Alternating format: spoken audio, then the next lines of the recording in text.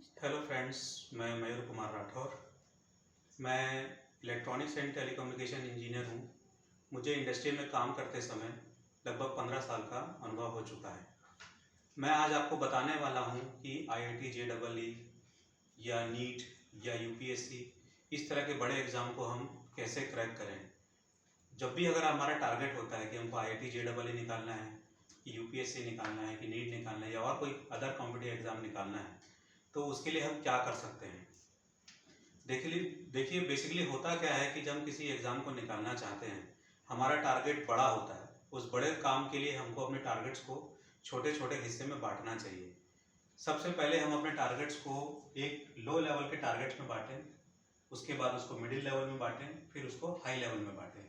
इस तरह से हम अपने टारगेट को 3 हिस्से में बांटें, ताकि हम पहले छोटे टारगेट को अचीव करें जो लो लेवल का हो, फिर उससे थोड़ा बड़ा टारगेट हम अचीव करें जो मिडिल लेवल का हो, और जो बड़ा टारगेट है जिसको हम फाइनली अचीव करना चाहते हैं वो है IIT JEE, नीट या UPSC। तो छोटे टारगेट में हम रख सकते हैं NCERT की बुक्स, जो हमारे 12th स्टैंडर्ड की बुक होती हैं, 11th स्टैंडर्ड की बुक्स होती हैं। फिर आती है मीडियम लेवल। मिडिल लेवल में हम स्टेट लेवल के pre engineering test, pre medical test या पब्लिक सर्विस कमीशन, इस तरह के एग्ज़ाम्स को रख सकते हैं।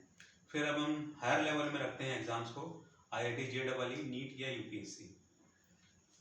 आमतौर पर देखा गया जाता है कि जब हम किसी कोचिंग इंस्टीट्यूट को ज्वाइन करते हैं तो उस कोचिंग इंस्टीट्यूट में हमेशा, जो कोचिंग इंस्टीट्यूट में आप देखोगे कि बहुत भीड़ होती है कोचिंग इंस्टीट्यूट में, उस भीड़ में कुछ ऐसे बच्चे होते हैं जो उनकी फ्रिक्वेंसी को मैच कर जाते हैं कोचिंग इंस्टीट्यूट की, क्योंकि जनरली जो कोचिंग इंस्टीट्यूट में पढ़ाने वाले प्रोफेसर होते हैं, टीचर होते हैं, वो एक हायर लेवल से शुरू करते हैं। वो ये हर बच्चे पर उनका इस चीज़ को लेकर ध्यान नहीं रहता है कि उसका बेसिस कितना मजबूत है। और हम में से 90% बच्चे ऐसे होते हैं जो किसी गांव से आते हैं, किसी छोटे शहर से आते हैं। हम में से बहुत से ऐसे बच्चे होते हैं जिसके घर में कोई प्रोफेशनल, किसी ने कभी स्टडी नहीं की है, जिसके माँ बाप बहुत ज़्यादा पढ़े लिखे नहीं हैं, या जिसके परिवार में कोई पढ़ा लिखा नहीं है। उसके परिवार में या उसके आसपास ऐसा कोई एटमॉस्फेयर नहीं है, या उसको कोई ऐसा बताने वाला नहीं है कि इस बड़े से बड़े एग्ज़ाम को वो कैसे आसानी से निकाले। तो उसके लिए जब हम बड़े एग्ज़ाम की तैयारी करते हैं तो जनरली जब हमको बड़े स्तर से शुरू किया जाता है और जब छोटे चीज़ों में है या हमारी बेसिक्स पे ध्यान नहीं दिया जाता है, तो एक स्थिति ऐसी होते जाती है कि हमारे जो बेसिक्स हैं वो भी कमज़ोर हो जाते हैं और बड़े लेवल के क्वेश्चन तो हम सॉल्व कर ही नहीं पाते हैं। तो सबसे पहले किसी भी कॉम्पिटिटिव एग्ज़ाम को निकालने के लिए हमको अपने बेसिक्स को मजबूत करना है।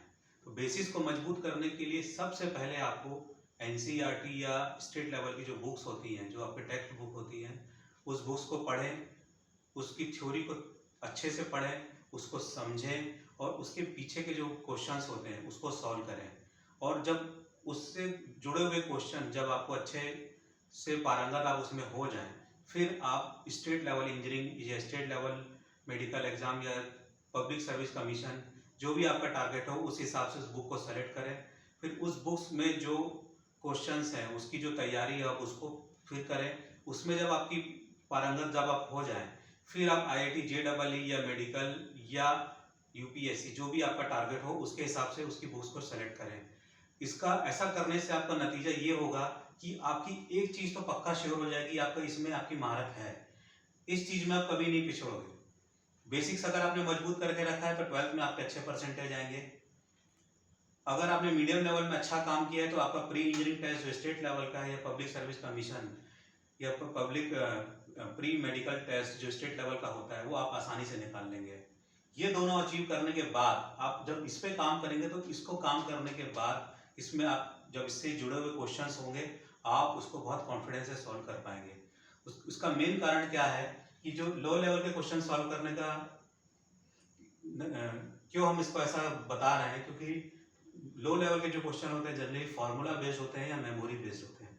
तो फार्मूला बेस्ड क्वेश्चन या मेमोरी बेस्ड क्वेश्चन बार बार सॉल्व करने से एक कॉन्सेप्ट आपके दिमाग में बैठ जाता है। फिर जब हम स्टेट लेवल में जब जाते हैं, तैयारी करते हैं, जो प्री इंजीनियरिंग टेस्ट या प्री मेडिकल टेस्ट की जब बुक सॉल्व करते हैं तो वो थोड़ा सा ट्रिकी होता है, थोड़ा सा फार्मूला बेस्ड होता है, थोड़ा सा मेमोरी बेस्ड होता है, इसमें थोड़ा बहुत कॉन्सेप्ट भी होता है और उतना हाई लेवल का नहीं होता है जो IIT JEE की टक्कर का हो या UPSC की टक्कर का हो। तो उसके लिए आप इस तरह के क्वेश्चन को सॉल्व करना जरूरी है। और जब हम JEE के क्वेश्चन सॉल्व करना शुरू करते हैं तो वो टोटली कॉन्सेप्ट बेस्ड होते हैं। यह जब हम यूपीएससी की तैयारी करते हैं तो उसमें आपकी थ्रू आउट जो स्टडी है, जो आपका वास्ट नॉलेज है, वो काम आता है। तो इस तरीके से हम अब तैयारी को, अगर किसी एग्ज़ाम की तैयारी करते हैं तो इसमें डेफिनेटली आपको सक्सेस मिलेगी। ये तरीका आपको थोड़ा बोरिंग लग सकता है, मगर ये इस तरीके से अगर आप काम करेंगे तो आपकी सक्सेस होने की संभावना बढ़ जाएगी। Thank you.